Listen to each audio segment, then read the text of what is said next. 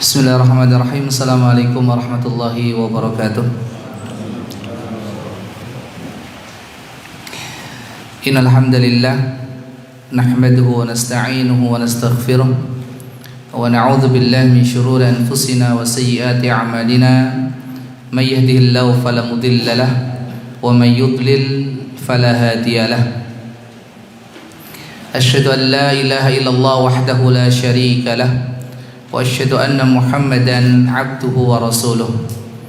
Ya ayyuhalladzina amanu taqullaha haqqa tuqatih wa la tamutunna illa wa antum muslimun. Ya ayyuhan nasu taqu rabbakumul ladzi khalaqakum min nafsin wahidah wa khalaqa minha zawjaha wa batha minhuma rijalan katsiran wa nisaa'a wattaqullaha alladzi tasaaluna bihi wal arham innallaha kana 'alaikum raqiba. Ya ayyuhalladzina amanu taqullaha wa qulu qalan sadida yuslih lakum a'malakum wa yaghfir lakum dhunubakum wa may yuti'illaha wa rasulahu faqad faza fawzan 'azima. Amma ba'd, fa nasaqal hadithi kitabullah wa khairal huda huda Muhammadin sallallahu alaihi wa ala alihi wa sallam. Syarrul umuri muhdatsatuha wa kullu muhdatsatin bid'ah wa kullu bid'atin dhalalah wa kullu dhalalatin finnar. Ma'asyiral muslimin wal muslimat, hadirin hadirat rahimani Allahu wa iyyakum jami'an. Masih kita membahas hadis-hadis yang terdapat di dalam kitab Al-Adabul Mufrad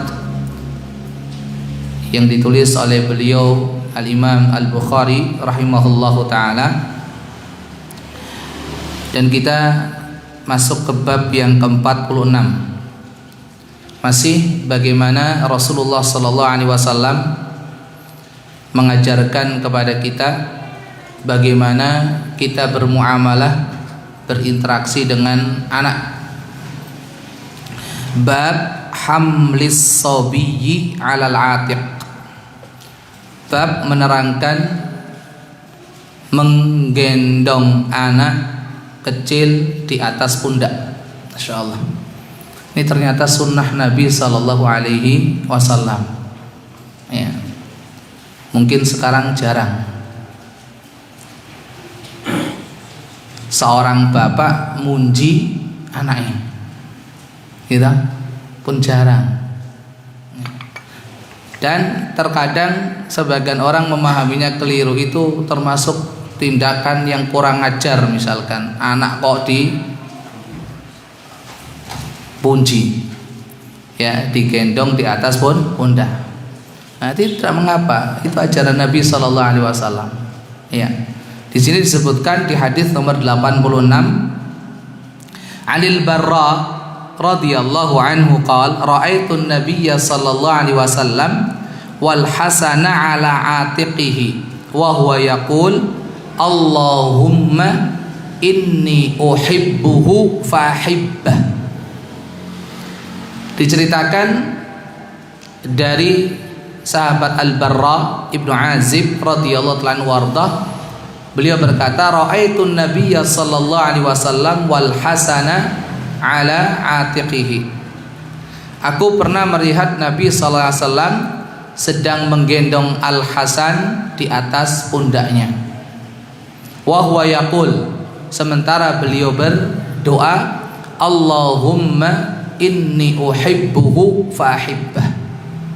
Ya Allah, sesungguhnya aku mencintainya, maka cintailah dia.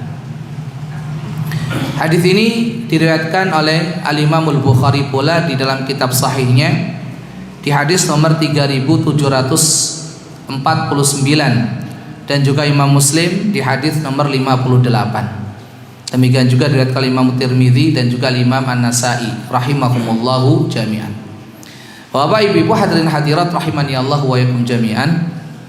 Dari hadis di atas banyak pelajaran yang bisa kita ambil. Yang pertama adalah sifat tawadhu'nya Rasulullah sallallahu alaihi wasallam. Bagaimana beliau sebagai seorang nabi, seorang utusan, seorang pemimpin, kepala negara yang dihormati oleh para sahabatnya radhiyallahu anhu ajma'in, dan disegani oleh para musuhnya, ya, beliau masih sempat-sempatnya menggendong cucunya di atas pundaknya, dan beliau tidak merasa risih dan malu untuk melakukannya. Mungkin bagi sebagian orang di zaman kita sekarang ini, hal yang demikian sesuatu yang aneh, sesuatu yang aneh. Masa seorang kepala daerah misalkan kok kedapatan sedang munji anaknya atau sedang menggendong cucunya di atas pundaknya, ya, ini. Kemudian faedah yang kedua adalah bagaimana cara Rasulullah SAW mensikapi anak kecil. Ini yang patut kita teladani, ya, bagaimana Rasulullah SAW bersikap lemah lembut, penuh kasih sayang dengan anak-anak kecil. Karena memang secara fitrahnya anak-anak yang masih kecil itu seneng untuk digendong, ya, untuk dipuji, itu seneng, ya, seneng dilakukan oleh kita selaku seorang ayah atau seorang kakek, ya, terhadap anak ataupun cucunya. Sering menggendong, ya, sering bermain-main dengan anak, bermain-main dengan cucu, ya. Ya, kita menjadi anak-anak lagi lah, ya, kita perilakunya seperti anak-anak lagi. Wong Rasulullah SAW saja kadang beliau dipakai kuda-kudaan oleh cucunya, ya, beliau merangkak kemudian dinaikin. Bahkan ketika Rasulullah sholat pun ketika sujud dinaikin sama cucunya, dipakai kuda-kudaan, dan itu tidak mengapa, ya, karena memang itulah dunia anak kecil yang harus kita pahami, ya. Kemudian faedah yang ketiga, hadirin hadirat rahimani Allahu wa iyyakum jami'an, adalah keutamaan Al-Hasan radhiyallahu anhu wardah, di mana Rasulullah SAW menyatakan, ya Allah, sesungguhnya aku mencintainya, maka cintailah dia. Oleh sebab itu,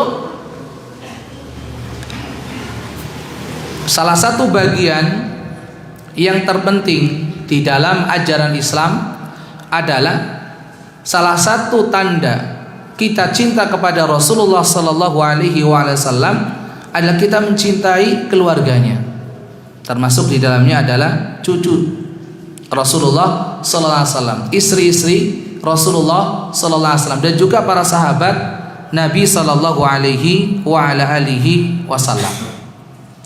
Inilah beberapa faedah yang bisa kita petik dari hadis nomor 86. Kemudian hadis nomor 87 masuk di bab yang baru, yaitu bab ke-47 yang diberi judul babul waladi qurratul ain, bab anak sebagai penyejuk hati. Anak sebagai penyejuk hati. Ada isyarat penting yang ingin disampaikan oleh al-muallif rahimahullah ta'ala melalui bab ini, yaitu apa? Bahwa tidak semua anak itu bisa menjadi qurratul ain. Tidak semua anak itu bisa menjadi qurratul ain. Hanya anak-anak yang saleh dan salihah sajalah yang bisa menjadi qurratul ain, penyejuk mata bagi kedua orang tuanya. Penyejuk mata bagi kedua orang tuanya. Oleh sebab itu, melalui bab ini al-muallif, penulis rahimahullah ta'ala, ingin memberikan semangat kepada kita bagaimana menjadikan putra putri kita sebagai qurratul ain, sebagai penyejuk mata kita. Setelah beliau rahimahullah ta'ala di bab sebelumnya menjelaskan bahwasanya salah satu ya, sifat dari anak adalah sebagai fitnah. Salah satu karakteristik anak ada sebagai fitnah, sebagai ujian, sebagai cobaan bagi kedua orang tuanya. Maka setelah itu beliau menyebutkan bab ini ya sebagai apa? Penyemangat buat kita agar kita bisa lulus dengan ujian tersebut. Lulus ketika diuji dan dicoba oleh Allah Subhanahu wa taala dengan anak-anak. Bagaimana kita menjadikan mereka, mendidik mereka dengan taufik tentunya dan kemudahan dari Allah Subhanahu wa taala, izin dari Allah Subhanahu wa taala, menjadikan mereka sebagai qurratul ain. Anak-anak yang saleh, salehah, yang senantiasa taat kepada Allah, taat kepada Rasulullah sallallahu alaihi wasallam, berbakti kepada kedua orang tuanya dan berbuat baik kepada sesama. Akhlaknya kepada Allah baik dan akhlaknya kepada sesama manusia juga baik. Itulah yang akan menjadikan hati orang tua itu senang, gembira, bangga dengan mereka. Ikhwatul Islam wa akhwati fiddin rahimani Allah wa iyakum jami'an. Ini isyarat yang ingin disampaikan oleh penulis rahimahullahu taala. Kemudian di dalam bab ini beliau Al-Imam Al-Bukhari rahimahullahu taala menyebutkan satu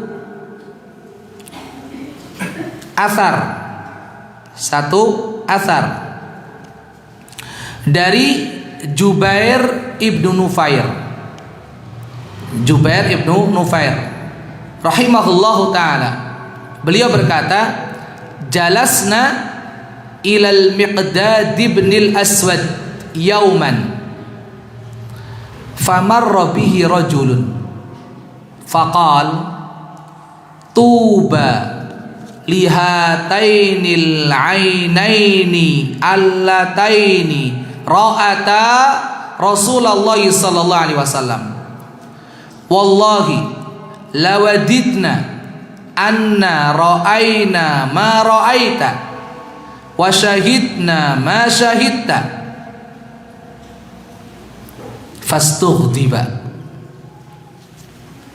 faja'altu a'jabu ma qala illa khairan thumma aqbala alayhi faqala ma yahmilu ar-rajul ala an yatamanna mahdaran ghayyabahu Allahu anhu la yadri law syahidahu kaifa yakunu fihi wallahi laqad hadara Rasulullah sallallahu alaihi wasallam laqad hadara Rasulullah sallallahu alaihi wasallam aqwamun kabbahumullahu azza wa jalla ala manakhirihim fi jahannam la yujibuhu walam yusaddiqu walam yusaddiqu awala tahmaduna azza wa jalla id akhrajakum la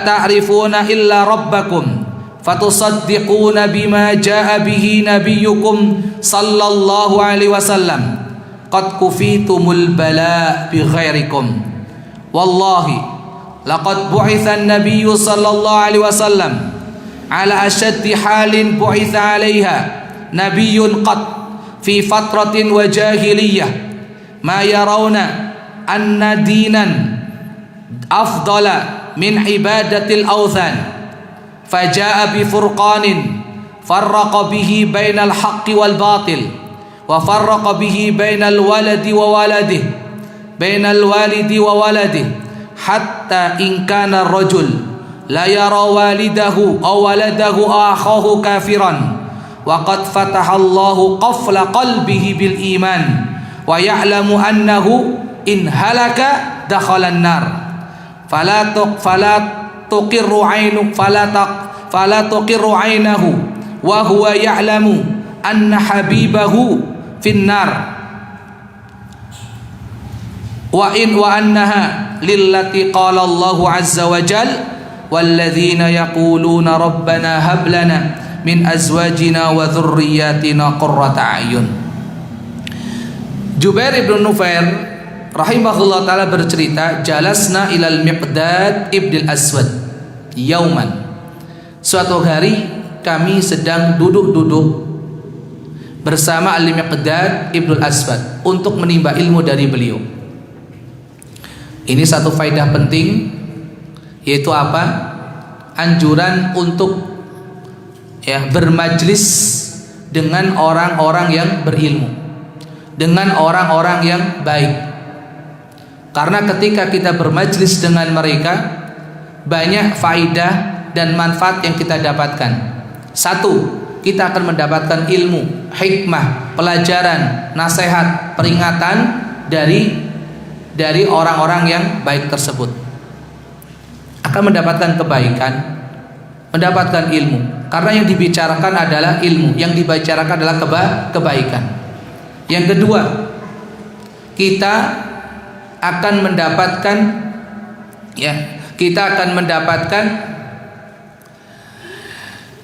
apa yang disebut dengan nama baik. Nama baik. Bergaul dengan orang-orang yang baik, meskipun kita tidak sebaik mereka, kita katut, kita ikut. Sebagaimana kalau bergaul dengan orang-orang yang tidak baik, kita pun ikut kecatut namanya, tidak baik pula. Sebagaimana perumpamaan yang disampaikan oleh Nabi yang mulia alaihi salatu wassalam tentang al-jalisus salih wal jalisus su'. Teman duduk, teman bergaul yang baik dan teman yang tidak baik. Kita akan mendapatkan apa? Mendapatkan nama baik, kecipratan, kesawaban, kesawaban, nama baik dari orang-orang yang kita bergaul dengan mereka, bermajlis dengan mereka. Ini. Oleh sebab itu, ketika Allah Subhanahu wa taala berfirman kepada para malaikatnya alaihi wassalatu wassalam bahwa Allah Subhanahu wa taala mengampuni dosa-dosa orang yang duduk di majlis zikir, yang duduk di majlis ilmu. Dalam hadis yang panjang diceritakan bahwasanya Allah Subhanahu wa taala memiliki para malaikat yang bertugas untuk mencari halaqah zikir, majlis ilmu. Ketika mereka dapatkan itu majlis, maka dipanggillah teman-teman mereka dari kalangan para malaikat, halummu ila hajatikum, mari, ini adalah majlis yang kalian cari. Kemudian mereka hadir di majlis tersebut, lalu laporan kepada Allah Subhanahu wa taala, dan Allah lebih tahu daripada mereka tentang kondisi hamba-hambanya di majlis ilmu tersebut. Terjadi dialog panjang antara Allah Subhanahu wa taala dan juga para malaikat tersebut alaihi wassalatu wassalam. Kemudian di akhir Allah Subhanahu wa taala berfirman, "Ushidukum anni qad ghafartu lahum." Aku bersaksi di hadapan kalian bahwasanya aku telah mengampuni dosa-dosa mereka. Kemudian para malaikat alaihi wassalatu wassalam berkata, di antara mereka ada orang yang datang tapi tujuannya tidak seperti mereka. Tinggal datang duduk, melihat ada kerumunan di masjid, lagi ngapain mereka, ternyata lagi ngaji. Akhirnya ikut nimbrung, duduk pula di majlis tersebut. Maka Allah Subhanahu wa taala menjawab, ha ulaika alladzina la yashqa bihim jalisuhum. Mereka adalah orang-orang yang tidak akan membuat sengsara orang-orang yang bergaul dan duduk bersama mereka. Inilah keutamaan bermajlis dengan orang-orang yang baik, bermajlis dengan orang-orang yang berilmu, bermajlis dengan orang-orang yang saleh untuk mendapatkan ilmu, mendapatkan nasihat dari orang-orang tersebut. Ini merupakan kebiasaan para salaf kita. Kemudian idz jaa famarra bihi rajulun faqal, kemudian lewatlah seseorang, lantas orang ini berkata, yaitu salah seorang tabi'in, tuba lihatainil ainainil lataini ra'ata Rasulullah sallallahu alaihi wasallam. Tuba, keberuntungan, kebahagiaan yang tiada tara. Dan tuba juga merupakan nama pohon yang ada di surga.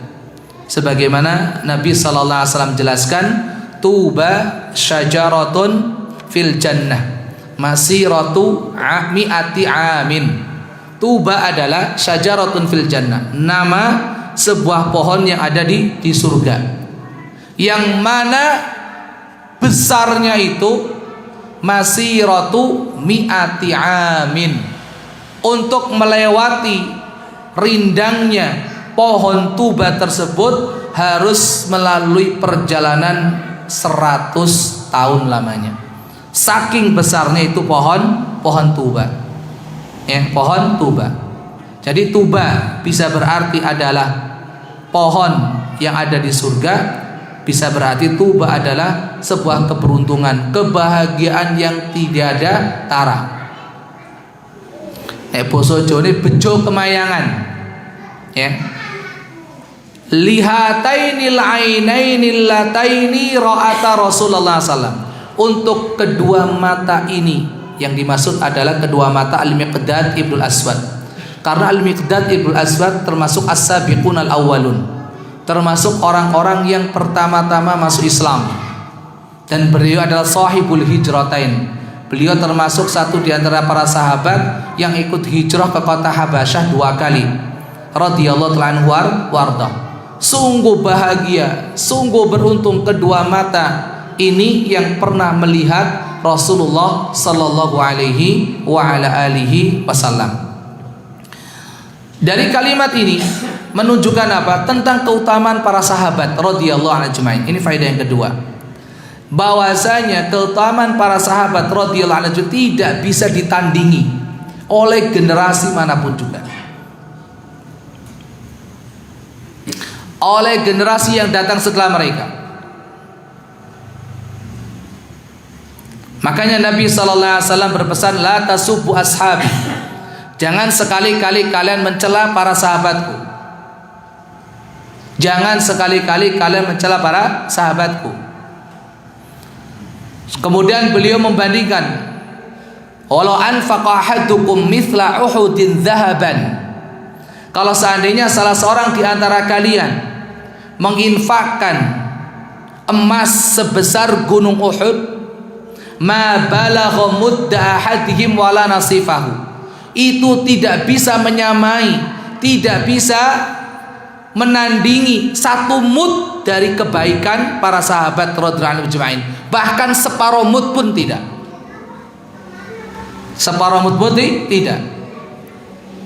Kebersamaan seorang sahabat meskipun hanya sesaat bersama Rasulullah sallallahu alaihi wasallam itu lebih baik daripada keutamaan ibadah sekian tahun lamanya. Sekali lagi, generasi sahabat tidak bisa dibandingkan keutamanya dengan generasi yang datang setelah mereka. Allah Subhanahu wa taala memberikan rekomendasi secara langsung kepada mereka, was-sabiqunal awwaluna minal muhajirin wal ansar.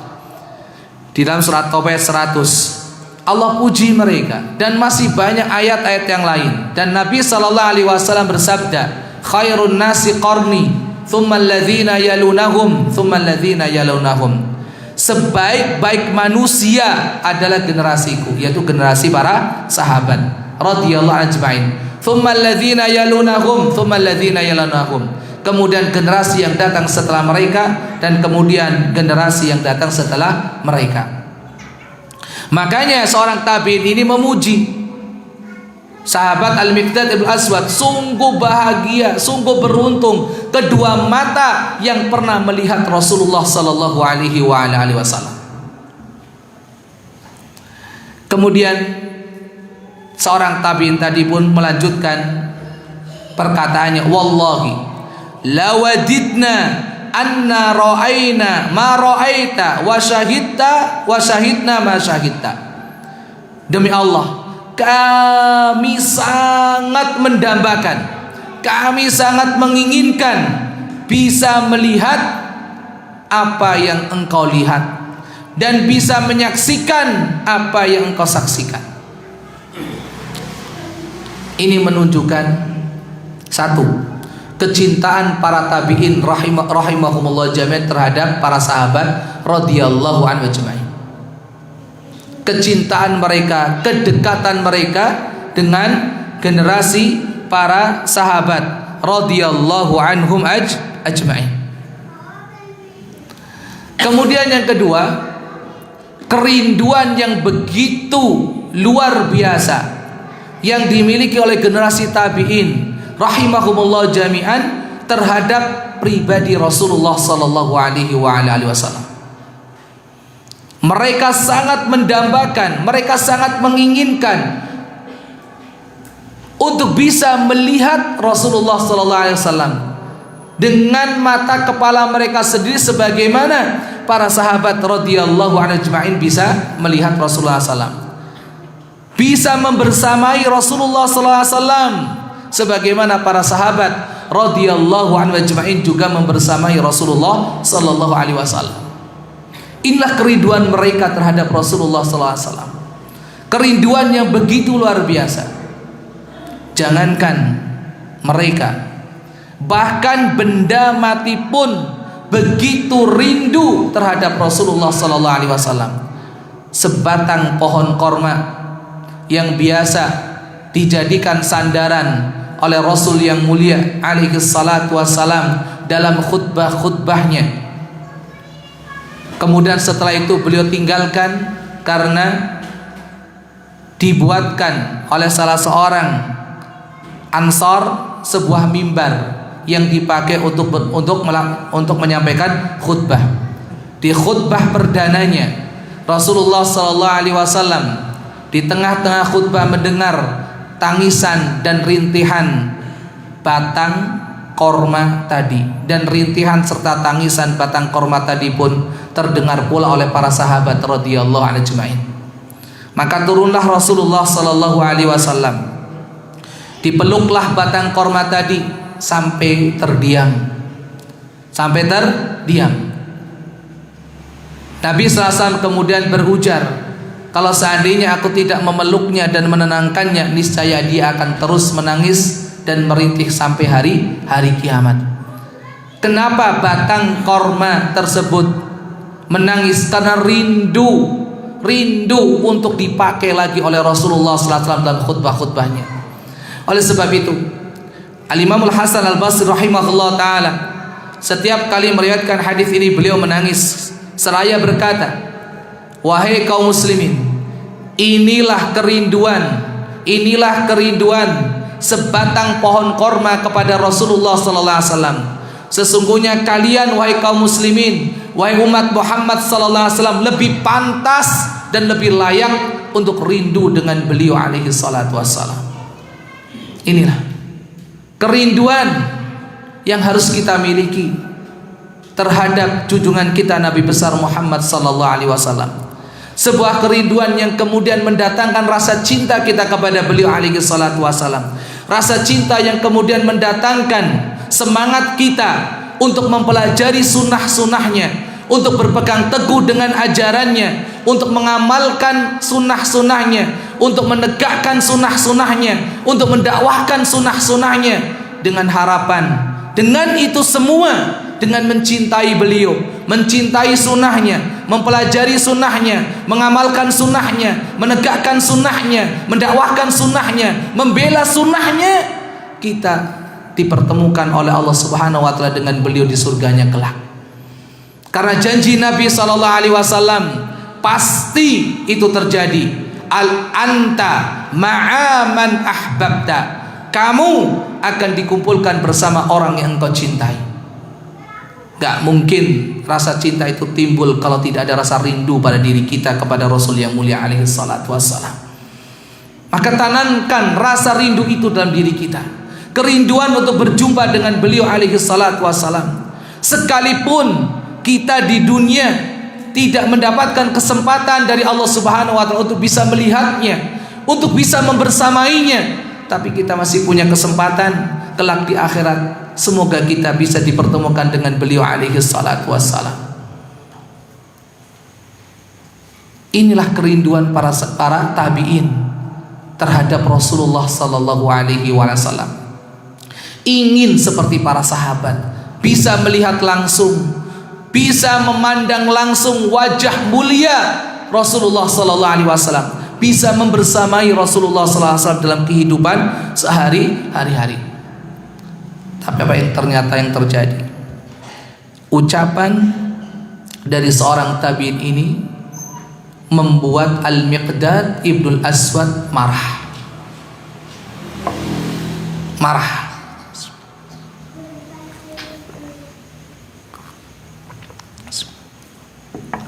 Kemarahan beliau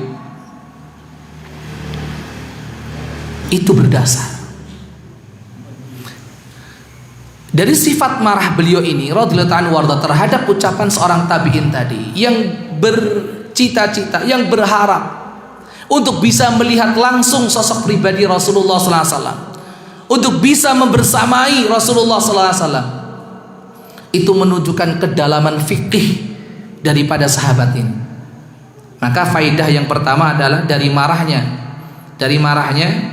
Al-Miqdad Ibnul Aswad adalah kedalaman fikih beliau, sifat wara' yang beliau miliki, ya, sifat wara' yang beliau miliki. Ada dua hal di sini. Yang pertama, betapa dalamnya fikih beliau radhiyallahu anhu warda dan sifat wara' yang beliau miliki, yaitu apa? Beliau tidak mau tertipu dengan pujian. Jangan sampai terjatuh dalam sifat ujub. Beliau kan dipuji sama tabi'in tadi kan, dipuji. Sungguh beruntung, sungguh bahagia kedua mata yang bisa melihat langsung kepada Rasulullah sallallahu alaihi wasallam. Itu dipuji. Beliau marah. Kenapa? Karena takut jangan sampai dengan pujian tersebut beliau lupa, beliau membanggakan dirinya. Ini yang pertama. Kemudian yang kedua, kedalaman fikih beliau. Kenapa beliau marah? Kenapa beliau tidak mengapresiasi dengan baik, malah marah? Kalimat yang disampaikan oleh seorang tabi'in tersebut membuat beliau marah. Beliau ingin meluruskan sebuah persepsi yang kurang tepat yang dimiliki oleh tabi'in ini. Nanti akan beliau sebutkan. Jadi terkadang seseorang itu tidak paham, tidak memahami sebuah kondisi. Apa yang dianggap baik ternyata tidak demikian kondisinya. Dan ini perlu membutuhkan kejelian, membutuhkan kebeningan hati, kejernihan batin untuk melihatnya. Seolah-olah kita melihatnya kan tidak apa-apa ini. Apa salahnya seorang tabi'in memuji seorang sahabat radhiyallahu anhu majma'in yang pernah melihat langsung Rasulullah SAW, membersamai langsung Rasulullah SAW. Dan apa salahnya ketika seorang tabi'in bercita-cita, berharap untuk mendapatkan keutamaan sebagaimana didapatkan oleh para sahabat, untuk bisa melihat langsung Rasulullah SAW, untuk bisa membersamai langsung Rasulullah SAW. Apa salahnya? Ada yang salah? Menurut jenengan ada yang salah enggak? Ada yang salah kan? Ada yang salah. Tapi di sini dengan kedalaman fikih yang beliau miliki, Al-Miqdad Ibnul Aswad radhiyallahu anhu warda, sifat wara' yang beliau miliki, beliau ingin meluruskan apa yang dikatakan oleh tabi'in ini. Lihat ya, nanti beliau mendatangi tabi'in tadi, kemudian berkata, ma yahmilu rajula ala ayatamana mahdaran ghayyabahu anhu la yadri law syahidahu kaifa yakunu fihi. Jadi tidak semua kalimat yang terkadang itu baik ternyata dalamnya baik. Maksudnya apa? Berakibat baik, berimplikasi baik. Bisa jadi malah menjatuhkan, mencelakakan, menghancurkan, menipu kadang. Ini fikih daripada al-Miqdad bil Aswad. Nanti untuk poin yang kedua ini kita jelaskan saat menjelaskan ucapan al-Miqdad bil Aswad kepada seorang tabi'in ini. Intinya seorang yang tahu akan sebuah kesalahan atau kekeliruan hendaknya segera diluruskan, segera diingatkan. Ini adalah al-Miqdad bil Aswad nanti kepada seorang tabi'in. Maka apa yang dilakukan oleh al-Miqdad bil Aswad radhiyallahu anhu warda, di mana beliau marah dengan ucapan seorang tabi'in ini, membuat Jubair ibnu Nufair tercengang, kaget.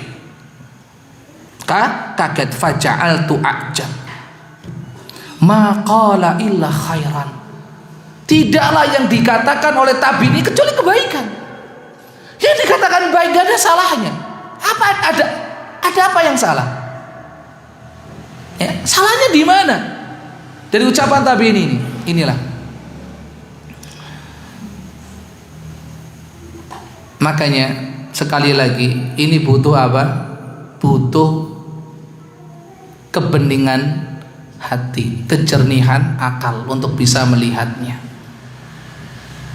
Tidak semua yang kuning itu adalah emas, ya kan? Tidak semua yang kuning itu adalah emas, dan tidak semua yang keluar dari dubur seekor ayam itu kotoran. Ingat, ya. Ini harus kita pahami. Maka sikap dari al-Miqdad bil Aswad radhiyallahu anhu membuat heran dan takjub Jubair ibnu Nufair. Ada apa yang salah? Ya, ternyata keheranan tadi, kekagetan tadi terjawab ketika al-Miqdad ibnu Aswad mendatangi tabi'in tadi. Ya, didatangi kemudian dikasih pengarahan. Apa kata beliau? Ma yahmilur rajula ala ayyatamanna mahdaran ghayyabahu Allahu anhu la yadri law syahidahu kaifa yakunu fihi.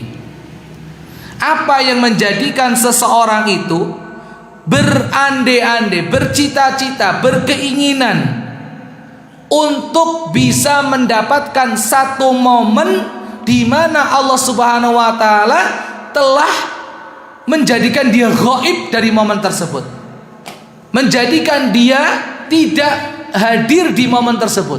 Kenapa kok dia ingin mendapatkan momen tersebut? Apa yang menjadikan seseorang ingin hadir di sebuah peristiwa, di sebuah kejadian, ikut serta di dalam sebuah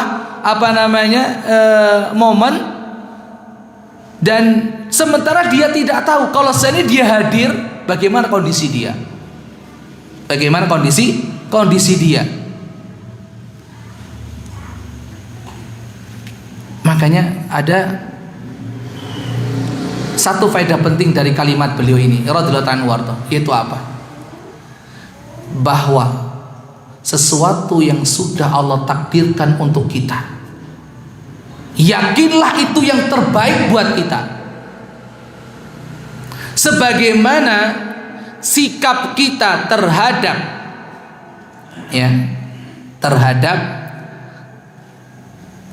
al-awamir asyariyah, aturan-aturan Allah, kita harus tunduk, patuh, taat. Perintah kita jalankan, larangan kita tinggalkan. Maka dalam masalah al-awamir al-kauniyah, sunnatullah, ketetapan-ketetapan Allah yang bersifat takdir pun kita harus siap menerimanya dengan ridho dan pasrah. Kalau terhadap al-awamir syar'iyah, al-imtithal, kita mentaati, menjalankan perintah, meninggalkan larangan. Kalau sikapnya dengan al-awamir al-kauniyah, ketetapan-ketetapan Allah yang berupa takdir, adalah ar-ridha wa taslim, ridha dan menerima. Karena di situ ada kebaikan, ada kebaikan. Oleh karena itu Al-Imamul Baihaqi dalam kitabnya Dalailun Nubuwah meriwayatkan dari Zaid ibnu Aslam. Zaid ibnu Aslam, ada seorang laki-laki datang kepada Hudzaifah ibnu Yaman radhiyallahu anhu warda. Lalu laki-laki ini berkata kepada Hudzaifah, adraktum Rasulullah sallallahu alaihi wasallam wa lam nudrikhu. Sungguh beruntung kalian telah berjumpa dengan Rasulullah SAW, sementara kami tidak bisa berjumpa dengan beliau. Tabi'in ini ingin mendapatkan apa yang pernah didapatkan oleh para sahabat radhiyallahu ajma'in, bisa berjumpa dengan Nabi sallallahu alaihi wasallam. Tapi apa jawaban Hudzaifah? Sama dengan jawaban Al-Miqdad ibnul Aswad nanti. Ya ibn akhi, wahai keponakanku, wallahi la tadri lau adraktahu kaifa takun. Demi Allah, apa yang kamu dapatkan sekarang ini yang terbaik dari Allah, karena kamu tidak tahu kalau seandainya kamu mendapati Rasulullah SAW dalam kondisi seperti itu, bagaimana kondisi kamu? Belum tentu kamu bisa sabar, bisa tabah, bisa tegar membersamai Rasulullah SAW. Kemudian beliau menceritakan satu momen. Laqad ra'aituna lailatal khandaqi fi lailatin baridatin matirah. Sungguh kami pernah mengalami satu kondisi yang mencekamkan, kondisi yang menakutkan, yaitu pada saat malam perang Khandaq. Di satu malam yang dingin rasanya, hawanya, dan turun hujan pula. Malam sudah dingin, turun hujan pula. Tiba-tiba Rasulullah sallallahu alaihi wasallam mendatangi kami seraya bersabda, "Man yadhhabu fayu'limu lana ilmal qaum ja'alahu Allahu rafiqa Ibrahim yaumal qiyamah." Siapakah di antara kalian yang berani untuk pergi ke perkemahan musuh dan memberitahukan kepada kami tentang berita mereka? Artinya Rasulullah SAW ingin mengutus mata-mata, telik sandi, untuk memata-matai kondisi pasukan koalisi yang sedang mengepung kota Madinah pada waktu itu. Siapa yang berangkat sekarang untuk menjadi mata-mata, memberitahukan kepada kami berita tentang musuh kita? Allah, ini janji Rasulullah, Allah akan jadikan dia sebagai temannya Nabi Ibrahim kelak pada hari kiamat. Kondisi yang mencekam dan menakutkan. Kata Hudzaifah, ma qama fa wallahi ma qama minna ahad. Demi Allah, gak ada seorang pun di antara kami yang berdiri untuk berangkat. Pada dijanjikan di hari kiamat akan bersama Nabi Ibrahim alaihissalatu wassalam. Kemudian Rasulullah SAW mengulangi pengumumannya untuk yang kedua kali, seraya mengganti ja'alahu Allahu rafiqi. Kelak Allah akan menjadikan dia sebagai temanku di hari kiamat. Tetap kata Hudzaifah, falam yakum ahad, gak ada seorang pun yang beranjak dari tempatnya dan berangkat. Akhirnya Abu Bakar As-Siddiq radhiyallahu anhu berkata kepada Rasulullah, ib'ats Hudzaifah, wahai Rasulullah, utus itu Hudzaifah, suruh pergi. Maka Rasulullah sallallahu alaihi wasallam berkata kepada Hudzaifah, idhab, pergilah kamu. Maka aku pun berkata, akhsa'an usar, aku khawatir nanti aku ditawan oleh mereka. Maka Nabi SAW menjanjikan, innaka lan tu'sar, demi Allah kamu tidak akan ditawan. Akhirnya beliau pergi. Dan hal yang senada juga diriwayatkan oleh Imam Muslim rahimahullah dalam kitab sahihnya. Selamat Hudzaifah. Artinya Jangan pernah berpikir enak ya yang dulu, enak yang dulu. Belum tentu. Saat kita hadir di waktu itu, kita bisa seperti sekarang ini. Bisa seperti sekarang ini yang ingin dikatakan oleh Hudzaifah radhiyallahu anhu kepada seorang tabi'in tadi. Dan ini pula yang dikatakan oleh Al-Miqdad ibn Aswad radhiyallahu anhu sebentar lagi akan kita baca. La yadri law syahidahu kaifa yakunu fi. Sementara dia tidak tahu kalau dia hadir betul di peristiwa tersebut, dia nggak tahu apakah dia bisa seperti itu atau tidak. Kemudian beliau menjelaskan, walaqad wallahi demi Allah, laqad hadara Rasulullah sallallahu alaihi wasallam aqwamun. Sungguh telah banyak orang-orang yang hadir menyaksikan langsung Rasulullah SAW, melihat langsung Rasulullah SAW. Tapi apa? Kabbahumullahu azza wa jalla manakhirahum fi jahannam. Tapi justru Allah lemparkan mereka ke dalam neraka jahanam. Mereka melihat Rasulullah, mereka menyaksikan Rasulullah, mereka membersamai Rasulullah setiap hari. Tapi apa hasilnya? Allah ceburkan mereka, Allah lemparkan mereka ke dalam api neraka jahanam.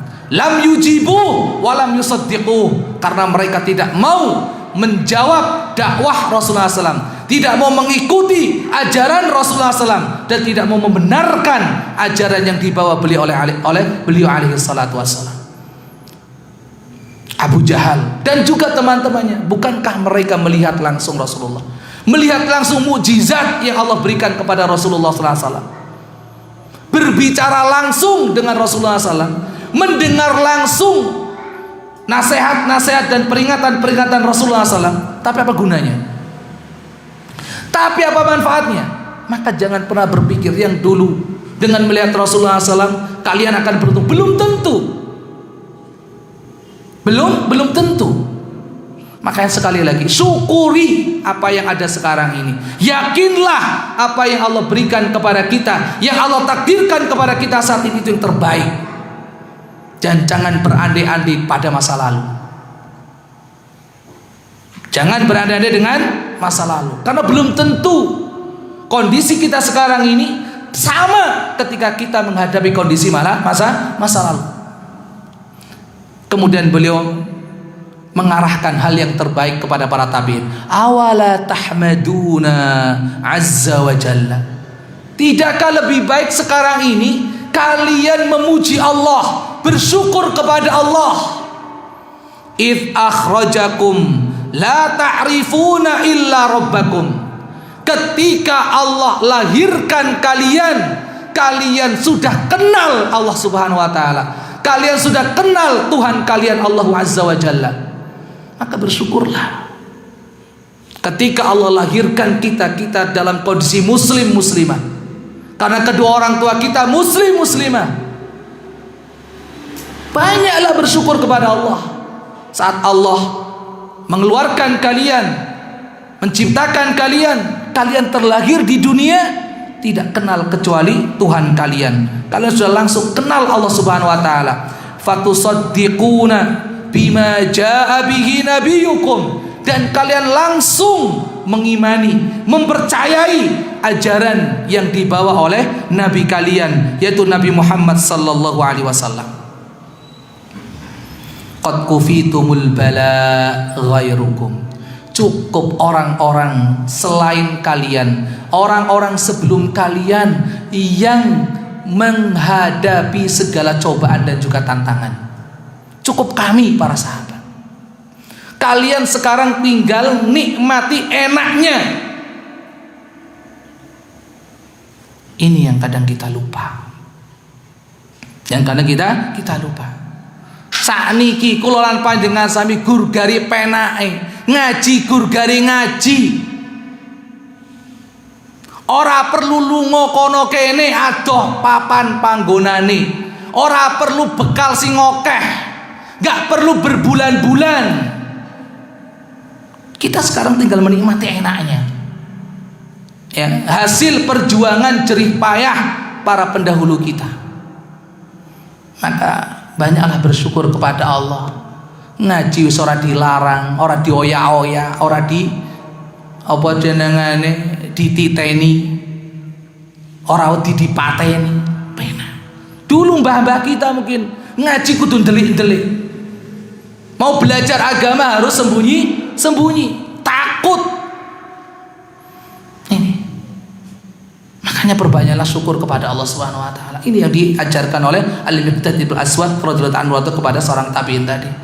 Bersyukurlah sekarang kalian sedang tinggal menikmati enaknya, tinggal belajar, tinggal duduk di majelis ilmu, belajar agama. Biar kami saja yang bersusah-susah di awalnya, menghadapi berbagai macam cobaan dan juga tantangan. Ini. Kemudian beliau menceritakan bagaimana kondisi saat Nabi SAW diutus, yang belum tentu setiap orang sanggup untuk menjadi sahabat beliau alaihi salatu wassalam, mampu untuk bersabar menghadapi segala tantangan dan cobaan ketika harus menjadi pengikut Rasulullah SAW pada saat itu. Berat. Beliau mengatakan radhiyallahu anhu warda, wallahi laqad bu'itsan nabiyyu sallallahu alaihi wasallam ala ashaddi halin bu'itsa 'alaiha nabiyyun qad fi fatratin wa jahiliyah. Demi Allah, Nabi sallallahu alaihi wasallam itu diutus dalam kondisi, dalam situasi yang sangat sulit, yang tidak pernah ada seorang nabi pun diutus dalam kondisi yang seperti itu. Kemudian dijelaskan kondisi bagaimana? Kondisi fatrah dan jahiliyah. Kondisi fatrah yaitu masa fatrah, masa tenggang, di mana manusia hidup tanpa ada bimbingan seorang nabi pun. Terputus mata rantai kenabian. Tidak ada nabi yang diutus oleh Allah Subhanahu wa taala untuk memberikan bimbingan. Masa fatrah, enggak ada nabi. Wa jahiliyah, dan masa nabi itu masa jahiliyah. Masa jahiliyah. Kemudian beliau menjelaskan apa kondisi yang terjadi pada waktu itu.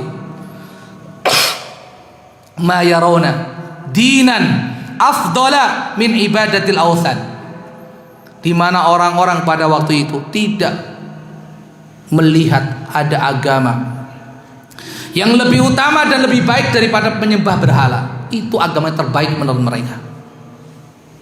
Nabi diutus dalam kondisi yang seperti itu. Faja'a bi furqan. Kemudian beliau membawa ajaran sebagai pembeda. Yufarraqa bihi bainal haqqi wal batil. Yang dengan ajaran tersebut beliau bedakan antara hak dan batil, antara yang benar dan yang salah. Wa farraqa bihi bainal walid wa waladi. Dan dengan ajaran yang beliau bawa, maka terpisahlah antara seorang bapak dengan juga anaknya. Makanya kalau ada tuduhan yang mengatakan dakwatut tauhid itu dakwah yang memecah belah, yang membedakan, iya. Dakwatut tauhid itu membedakan antara hak batil, antara iman kufur, antara tauhid syirik, antara surga neraka. Memang harus dibedakan, harus dipecah, gak bisa bersatu. Itulah dakwatul haq. Bahkan memisahkan antara seorang ayah dengan anaknya, seorang suami dengan istrinya, seorang kakak dengan adiknya. Itu gara-gara ajaran kebenaran yang dibawa oleh Rasulullah SAW. Betul memecah. Memang harus dipecah, karena nggak bisa bersatu, nggak bisa bersatu. Hatta ingkana rajulu la yara walidahu aw waladahu aw akhahu kafiran.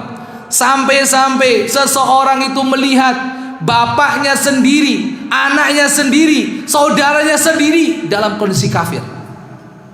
Kuat menghadapi seperti itu. Tantangan berasal dari keluarga terdekat. Kita menjadi seorang muslim, sementara orang tua kita ternyata masih kafir, saudara-saudara kita masih kafir, keluarga besar kita masih kafir. Kuatkah menghadapi kondisi seperti itu? Itu ingin disampaikan. Berat kondisinya, gak semua orang mampu. Nggak semua orang mampu. Wa qad fatahallahu qafla qalbihi bil iman. Kemudian Allah Subhanahu wa taala telah membukakan kunci yang ada di hatinya dengan keimanan. Wa ya'lamu annahu in halaka dakhalan nar, dan dia tahu kalau seandainya dia mati dalam kondisi kafir, dia pasti akan masuk neraka. Fala taqarru ainuhu, dan matanya tidak akan merasa nyaman, hatinya tidak akan merasa sejuk. Wa huwa ya'lam anna habibahu finnar, sementara dia mengetahui ternyata orang yang dia cintai, orang yang dia sayangi ternyata masuk neraka. Ternyata masuk neraka. Wa annaha lallati qala Allahu azza wa jalla, dan itulah yang Allah Subhanahu wa taala firmankan di dalam ayatnya, walladzina yaquluna rabbana hab lana min azwajina wa dzurriyyatina qurrata a'yun. Surah Al-Furqan 74, yaitu orang-orang yang berdoa kepada Allah, wahai Tuhan kami, anugerahkanlah kepada kami dari istri-istri dan juga keturunan kami qurrata a'yun, yaitu sebagai penyejuk mata kami, penyejuk hati kami. Hadis sahih riwayat Imam Ahmad dan juga Imam Ibnu Hibban rahimahumallahu jami'an. Apa hubungan asar ini dengan bab yang terakhir ini? Doa yang terakhir ini, wala taqarra ainuhu fala taqarru ainuhu wa huwa ya'lamu anna habibahu finnar. Tidak akan merasa sejuk mata kita, tidak akan merasa tenang hati kita kalau seandainya orang yang kita cintai ternyata masuk neraka, yaitu anak kita misalkan. Maka bagaimana kita menjadikan anak kita sebagai qurratu ain? Kita merasa senang, kita merasa bahagia karena melihat anak kita masuk surga bersama kita, bukan masuk neraka. Taat kepada Allah dan kepada Rasulnya seperti kedua orang tuanya, rajin beribadah seperti kedua orang tuanya, rajin menuntut ilmu sebagaimana kedua orang tuanya. Betapa senangnya. Tapi sebaliknya betapa sedihnya ketika orang tua melihat anak-anaknya jauh dari agama, ketika melihat anak-anaknya jauh dari masjid, ketika anak-anaknya malas beribadah kepada Allah Azza wa Jalla, ketika anak-anaknya malas untuk menuntut ilmu. Sedih rasanya, sedih rasanya. Maka diajarkan doa Rabbana hablana min azwajina wa dzurriyyatina qurrata a'yun waj'alna lil muttaqina imama. Maka salah satu faedah daripada asar ini adalah apa? Anjuran untuk berdoa dengan doa ini. Anjuran untuk berdoa dengan doa ini, agar Allah Subhanahu wa taala senantiasa memberikan hidayah, memberikan taufik kepada keluarga dan juga anak-anak kita, istri dan juga anak-anak kita. Betapa indahnya sebuah momen saat satu keluarga reuni bersama di surga. Reuni bersama di surga, berkumpul bersama di surga. Masya Allah, ini satu kenikmatan yang luar biasa. Ikhwatul Islam wa akhwati fiddin, hadirin hadirat rahimani Allahu wa iyyakum jami'an. Itu bab yang nomor 47. Masih lanjut?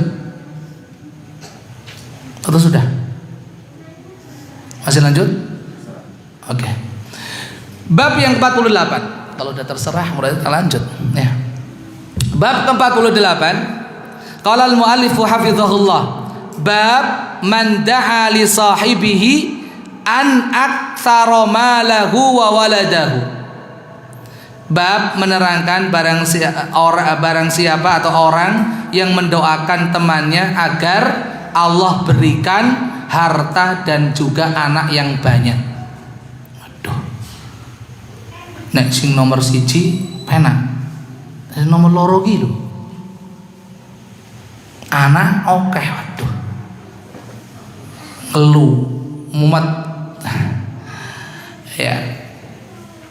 Di dalam bab ini al-muallif hafizahullah taala menyebutkan satu hadis. An Thabit rahimahullah taala an Anas radhiyallahu anhu qala dakhaltu 'ala an-nabiy sallallahu alaihi wasallam yawman wa ma huwa illa ana wa ummi wa ummu haram khalati id dakhala 'alaina faqala lana ala usalli bikum wa dhaka fi ghairi waqti shalah faqala rajulun minal qaum fa aina ja'ala anasan minhu faqala ja'alahu an yaminihi thumma shalla bina thumma da'a lana ahlal bait bi kulli khairin min khairid dunya wal akhirah faqalat ummi ya Rasulullah khuwaidimuka ud'u Allah lahu fada'a li bi kulli khairin kana fi akhir du'aihi an qala Allahumma akthir malahu wa waladahu wa barik lahu. Diriwayatkan dari Thabit, ya, beliau adalah Abu Muhammad Al-Basri rahimahullah ta'ala. Beliau termasuk murid daripada Anas ibnu Malik radhiyallahu anhu wardah yang dekat, yang paling dekat, karena belajar dari Anas ibnu Malik radhiyallahu anhu wardah selama 40 tahun. Selama 40 tahun. Panjenengan ngaji pun pinten tahun teng mriki? 2 tahun. Langkung nggih, lebih 40 tahun ngaji sama sahabat Anas ibnu Malik radhiyallahu anhu warda. Saben dina, mboten saben minggu. Pokoknya saben wulan. Ya. Karena ada sebagian orang gur niteni pokoknya nek malam Ahad ketelu apa keloro apa kesiji tok. Nah, kan gitu kan? Ini bukan tembakan. 40 tahun belajar kepada Anas ibnu Malik radhiyallahu anhu. Menceritakan dari Anas ibnu Malik radhiyallahu anhu warda, beliau berkata, suatu hari aku menemui Nabi sallallahu alaihi wasallam. Ya, menemui Nabi untuk datang ke rumah tentunya. Karena di dalam hadis riwayat Imam Bukhari dalam kitab sahihnya disebutkan dakhalan Nabi sallallahu alaihi wasallam ala Ummi Sulaim. Nabi sallallahu alaihi wasallam mendatangi rumah Ummu Sulaim. Ummu Sulaim itu adalah ibunda daripada Anas ibnu Malik radhiyallahu anhu warda. Suatu hari aku mendatangi Nabi sallallahu alaihi wasallam untuk datang ke rumahku, ya, dan di rumah hanya ada saya, ibu saya yaitu Ummu Sulaim dan Ummu Haram yaitu bibi saya. Bibi saya. Kemudian ketika beliau datang ke rumah kami, beliau berkata, "Ala usalli bikum? Tidakkah aku salat di rumah kalian ini?" Wa dzaka fi ghairi waqti shalah. Dan itu bukan di waktu salat, maksud di waktu salat wajib, salat fardu, bukan waktu subuh, zuhur, asar, maghrib atau isya. Pokoknya bukan waktu salat, tapi beliau ingin salat di rumah Ummu Sulaim, yaitu ibunda Anas ibnu Malik radhiyallahu anhu warda.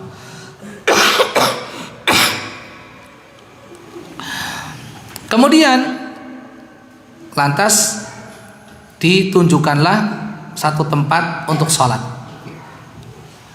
Ada salah seorang yang bertanya kepada Thabit tentang sholatnya itu. Yang mendengarkan hadis ini bertanya kepada Thabit, fa aina ja'ala Anasan minhu? Di manakah Rasulullah SAW memposisikan Anas pada waktu itu ketika sholat? Maka dijawab oleh Thabit, ja'alahu an yaminihi. Ja'alahu an yaminihi, beliau tempatkan Anas di samping kanan beliau sallallahu alaihi wasallam. Ya. Kemudian summa shalla bina, lalu kemudian beliau mengimami kami sholat. Aja sholat sunnah. Sholat sunnah. Apa itu sholatnya? Allah alam bisawab. Yang jelas bukan sholat fardu. Summa da'alana, kemudian beliau mendoakan kami ahlul bait bi kulli khairin min khairid dunya wal akhirah, dengan semua kebaikan dunia dan akhirat. Setelah itu, faqalat ummi, ibuku berkata, ya Rasulullah, khuwaidimuka, wahai Rasulullah, ini loh pembantu kecil Anda. Karena ketika Rasulullah SAW datang ke kota Madinah, buru-buru Ummu Sulaim ya menyerahkan Anas kecil radhiyallahu anhu warḍah untuk mengabdi kepada Rasulullah SAW, untuk melayani Rasulullah SAW. Langsung, ini Rasulullah, ini Anas, tolong jadikan sebagai pembantu Anda. Ini perhatian seorang ibu untuk pendidikan putranya, menyerahkan kepada orang yang tepat untuk mendapatkan pendidikan yang baik. Ud'ullaha lahu, tolong doakan kebaikan untuknya. Kemudian fada'ali bi kulli khairin, Rasulullah kemudian mendoakan semua kebaikan untuk aku, katanya. Kana fi akhiri du'aihi anqal, dan di akhir doanya beliau mengucapkan apa? Allahumma jazakallah aktsir malahu wa waladahu wa barik lahu. Ya Allah, berikanlah kepada Anas harta dan anak yang banyak, dan berkahilah dia. Ya, hadis ini juga diriwayatkan Imam Bukhari dalam kitab sahihnya nomor 6344 dan Imam Muslim nomor 268. Ikhwati fiddin wa akhwati fillah, hadirin hadirat rahimani Allahu wa iyyakum jami'an.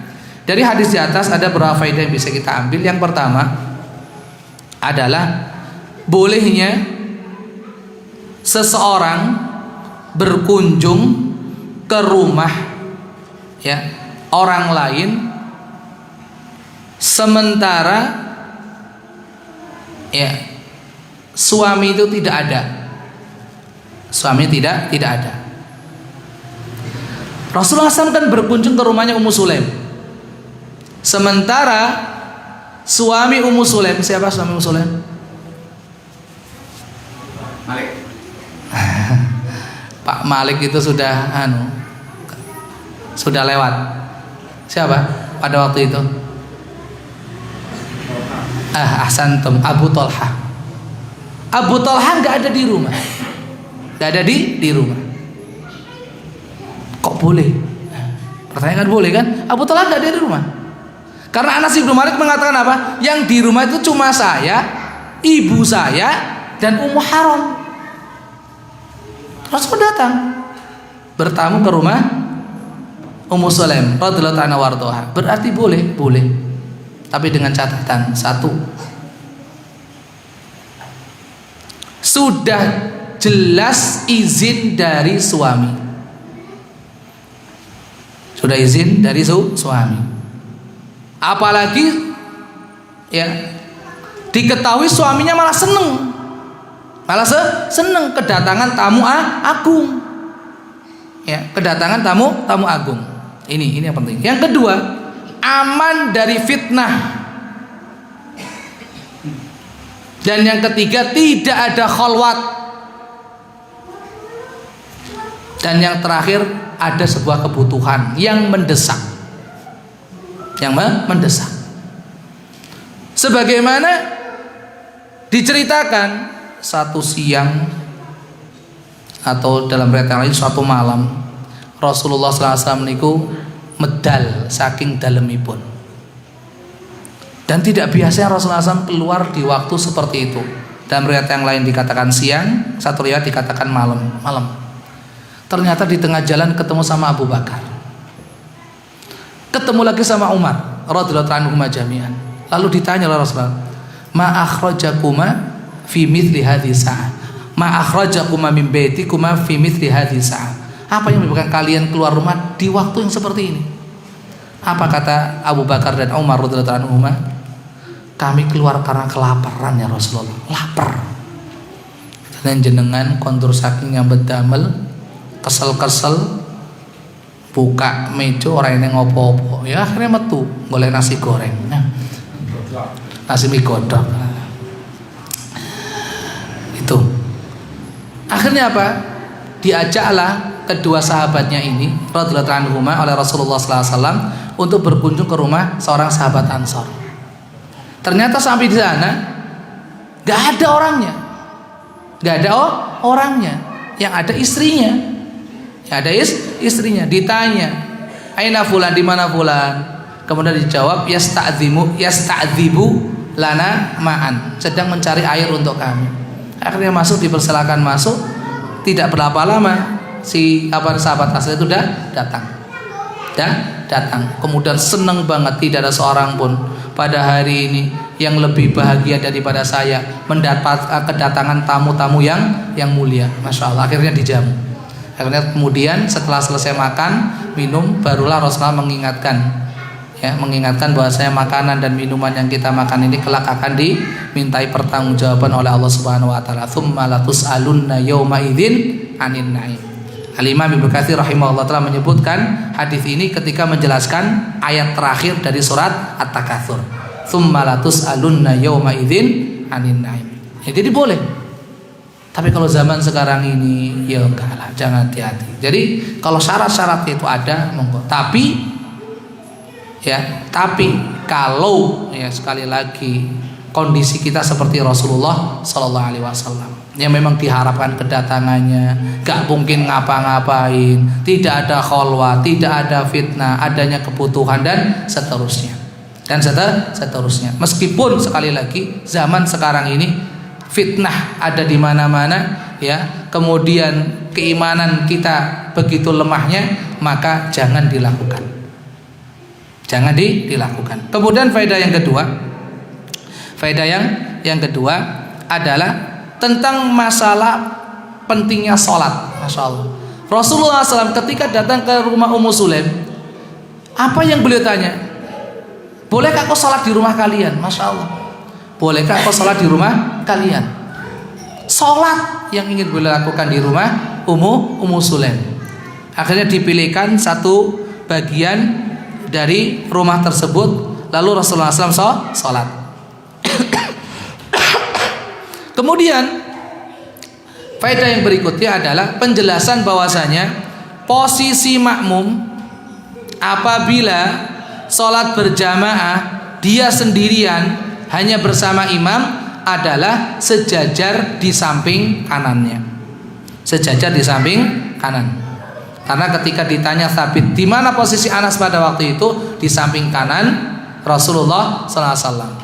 Makanya ketika Abdullah bin Abbas radhiyallahu anhu makmum sholat malam di belakang Rasulullah SAW, di samping kiri Rasulullah SAW, di rumahnya Maimunah, karena Maimunah adalah bibi daripada Abdullah bin Abbas, sama Rasulullah dipegang kepalanya kemudian diputar, dipindah ke sebelah kanan, ya, dan sejajar, tidak mundur ke belakang, tidak sejajar. Kemudian faedah yang berikutnya adalah diperbolehkan sholat sunnah berjamaah. Dengan catatan, satu, tidak dirutinkan, dan dua, tidak direncanakan.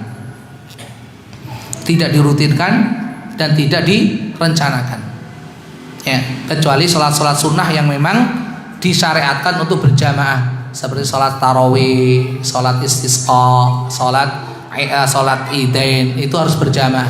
Kalau sholat sunnah yang lainnya, maka hukum asalnya adalah dilakukan secara sendiri. Tapi bolehkah dilakukan secara berjamaah? Boleh, asalkan tidak direncanakan dan tidak dijadikan sebagai rutinitas. Karena Rasulullah SAW seringkali sholat malam kemudian dimakmumi oleh sahabat yang lain, kadang Hudzaifah, kadang Abdullah bin Abbas, dan juga yang lainnya radhiyallahu anhu ajmain.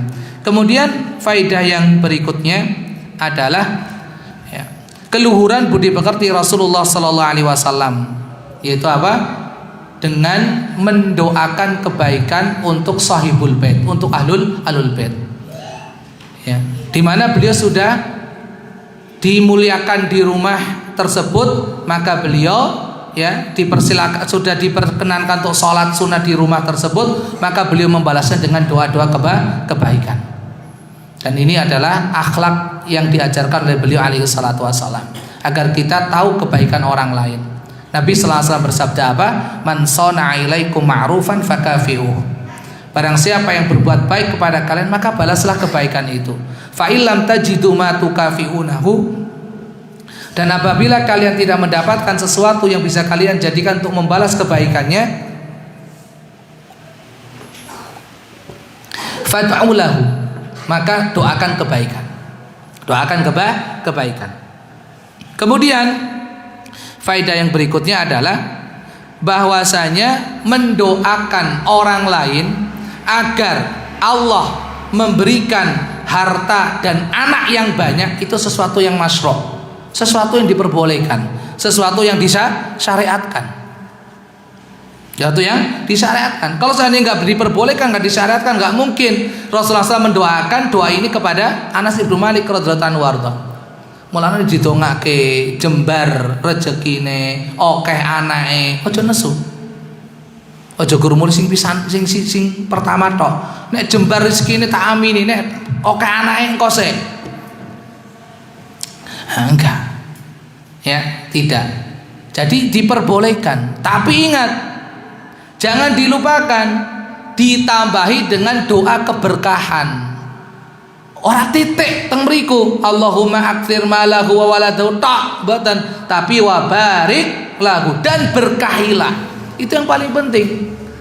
Entuk bondo akeh, duwe anak akeh, nek ora barokah ya malah cilaka. Nggih mboten? Maka jangan lupa ketika mendoakan, ya mendoakan lapangkan rizki dan seterusnya, jangan lupa ditambahi dengan keberkahan, wa barik lahu, dan berkahilah dia. Karena intinya adalah keberkahan itu. Intinya keberkahan. Kemudian faedah yang berikutnya adalah hadis ini merupakan mukjizat Nabi sallallahu alaihi wa ala alihi wasallam, di mana doa Rasulullah sallallahu alaihi wasallam itu dikabulkan oleh Allah Subhanahu wa taala. Betul. Ya, dikabul oleh Allah Subhanahu wa taala. Sampai Anas ibnu Malik radhiyallahu anhu warta, ketika sudah sepuh, beliau itu umurnya cukup panjang. Ya, cukup panjang, ya. Ketika beliau dikabarin oleh putri beliau yang paling besar, dikatakan bahwasanya jumlah keturunan beliau itu sampai 120 sekian. Beliau tesis sugeng menangi keluarga besarnya 120 sekian.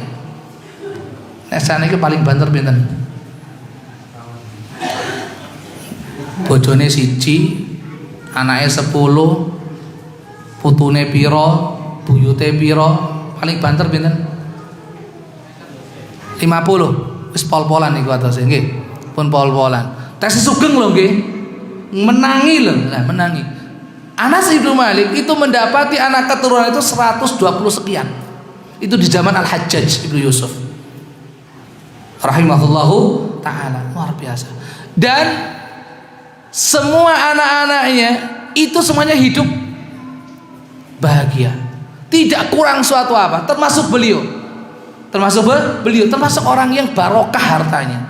Masya Allah, ini mukjizat dari doa Rasulullah sallallahu alaihi wa ala alihi wasallam. Kemudian faedah yang berikutnya adalah apa?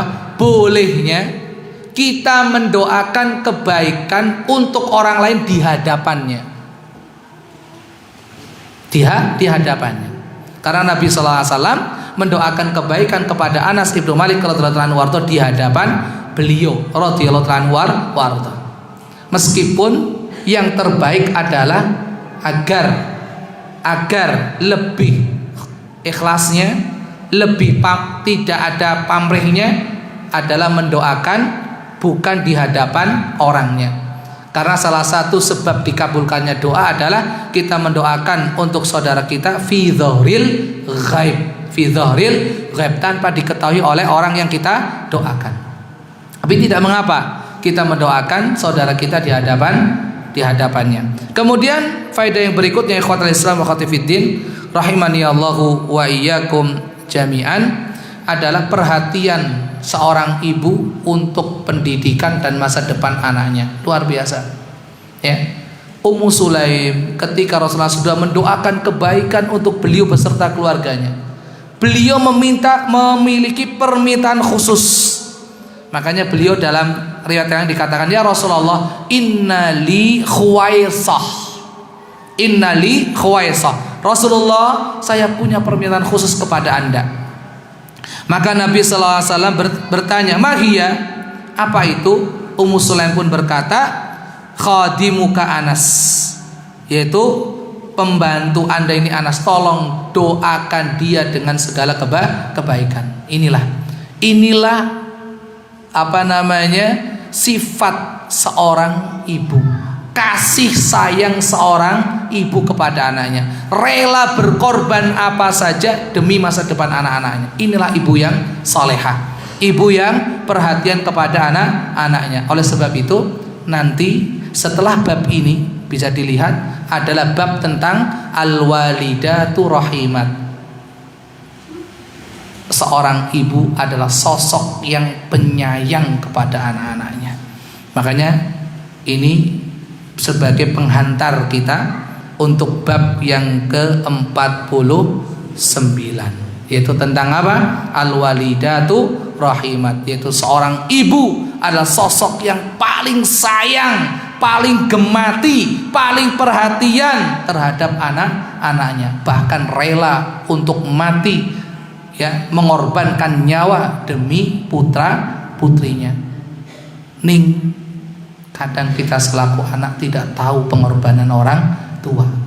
Kadang kita sekali lagi tidak memahami betapa kasih sayang mereka kepada kita yang begitu luar biasa.